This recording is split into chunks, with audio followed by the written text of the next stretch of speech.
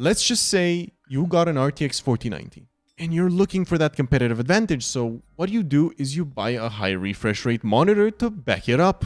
The next thing you do is you get a glass mouse pad because you feel you need that smoothness so you can properly track people on your new fancy hardware, but you realize you still have a 0.3 KD.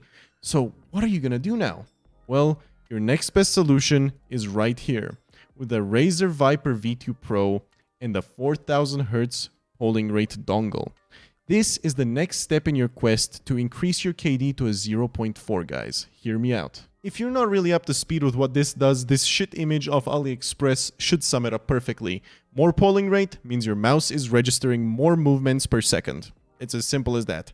With that said though, the 4000 Hz polling rate Razer isn't actually the fastest one. There's actually an 8000 Hz wired one. With that said, I'm going to go and review the 4000 Hz polling rate of the Razer Viper V2 that I have, and I'm going to see if it's really worth using within games like Warzone that are CPU bottlenecked, for example, because it does actually hurt CPU performance. While we're loading in a game, I just had to mention that yes, I am that kid that has a gamepad, a glass mouse pad, a high refresh rate monitor, and still has that 0.4 KD, so I can relate with you guys.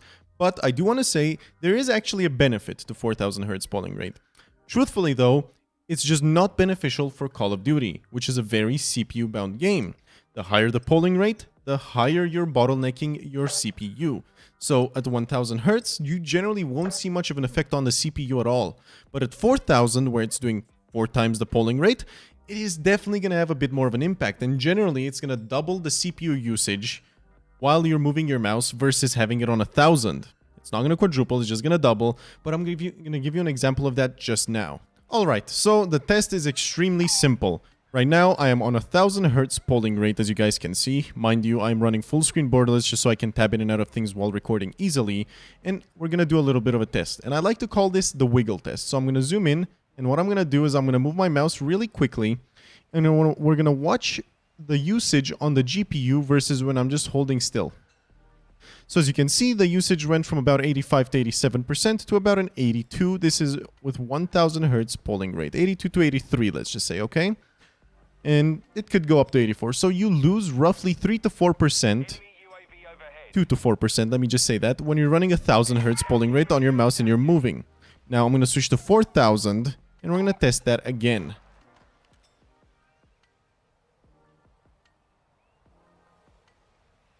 And as you can see, we're now running 80 to 79%, losing about 3% more than just with 1000 Hz polling rate. So it's not as much as I initially thought, but it's still there. And it means that you're roughly losing, let's say, 5 to 7% on average whenever you move your mouse with 4000 Hz versus 4% on average with 1000 Hz. So yes, using this does have an adverse effect on your frame rates. And overall, it has its benefits, but also its downsides, because if you can't hold your monitor's refresh rate as a result of the CPU bottleneck from the 4000 Hz polling rate, there's no point in using it. It's going to be less smooth than it would be on 1000 Hz. Now, yes, this applies to Call of Duty because Call of Duty is insanely CPU bottlenecked. Mind you, I am on a 4090 with a 7950 X3D, and I'm also running a couple background tasks right now and stuff. So this is probably as close to a real-life test of, you know, how the 4000 Hz polling rate would affect you if you were to use it.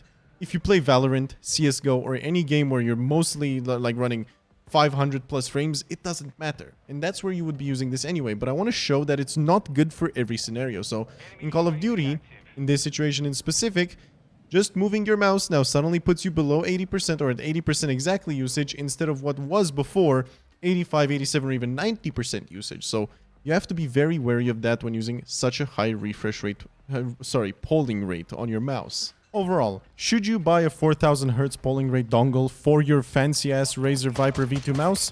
Probably. Is it truly necessary? Hell no. Not necessary at all, actually. On that note, that guy can go fuck himself too.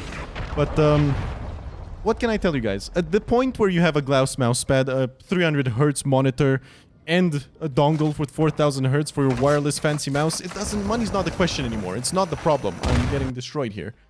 So, yes, go for it. If you can find it, if you can buy it, go for it. but it's not necessary. It's not a big enough of a difference to where you can justify the performance loss in Warzone, and if you can only use it in competitive games such as multiplayer in Warzone or Valorant or CSGO or Rainbow Six Siege, you just have to know what you play. This is by no means worth it for any single player game. You're wasting your money outright. Keep that in mind. So, what is my general conclusion and opinion? I think it's worth getting for those ones that are extremely good at games and competing and want that 1% advantage. Because yes, that is all that it is. It is a 1% advantage. To be entirely fair with you, it is great for games like Rainbow Six Siege, CSGO, Valorant, or even Call of Duty multiplayer because you can achieve really high frame rates without having to worry that you're bottlenecking your system because of your CPU latency. Because yes, using 4000 Hz does hurt CPU latency. So, my general opinion is if you are somebody that competes, you've already sunk thousands of dollars into stuff like this, go for it. You have nothing to lose other than, well, money. So, yeah. For those of you that want to play single-player games and aren't taking it too seriously, you're on a 144Hz monitor, useless for you. You're throwing €35 out the window on top of having to buy a specific mouse to use this dongle.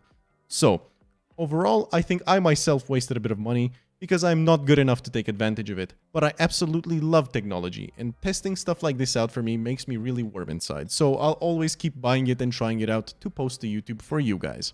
Anyway, with that said, guys, I hope you enjoyed the video and I hope it was helpful. I myself will revert back to 1000 Hz for Warzone and I'll most likely switch between it when it comes time to play a more competitive game that can run those high frames without dropping any frame rates. Anyway, thank you for watching and have a good one. Peace.